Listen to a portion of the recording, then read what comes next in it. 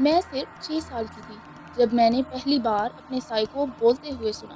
جی ہاں، سایہ جو ہمیشہ خاموش ہوتا ہے۔ اس دن سے اس نے مجھ سے بات کی۔ میں کھیلتے کھیلتے جنگل کی طرف نکل گئی تھی۔ سورج ڈھل رہا تھا اور تب میں نے محسوس کیا کہ میرا سایہ مجھ سے الگ ہو چکا ہے۔ میں آگے بڑھتی گئی مگر وہ اپنی جگہ جمع رہا۔ پھر اچانک ایک سرگوشی ہوئی، نایاب مت جاؤ، وہاں خطرہ ہے۔ اس دن کے بعد سب کچھ بدل گیا۔ میرا سایہ عام سائے جیسا نہیں رہا۔ وہ مجھے چیزیں دکھانے لگا، میری ماں کے آنسو، میرے بابا کا حادثہ اور ایک سیاہ راستہ جو میری قسمت سے جڑا ہوا تھا۔ میں ڈرتی تھی مگر کسی سے کچھ نہیں کہہ سکتی تھی۔ لوگ میرا یقین نہ کرتے۔ پھر ایک رات میری ماں میرے خواب میں آئی۔ اس نے کہا، نایاب، میں ہمیشہ تمہارے ساتھ ہوں۔ تمہارا سایہ دراصل میری روح ہے۔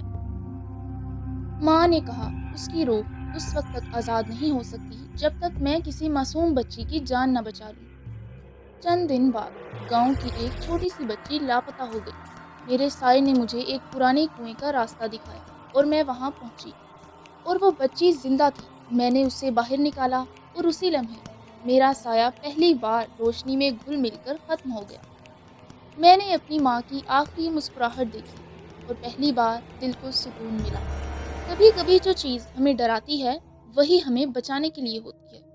آپ کو کیا لگتا ہے، کیا سایہ واقعی ماں کی روح تھی؟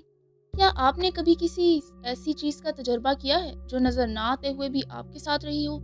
اگر ہاں تو کمنٹ سیکشن میں بتائیے، اور اگر آپ کو یہ ویڈیو اچھی لگے تو چینل کو سبسکرائب کریں۔ شکریہ۔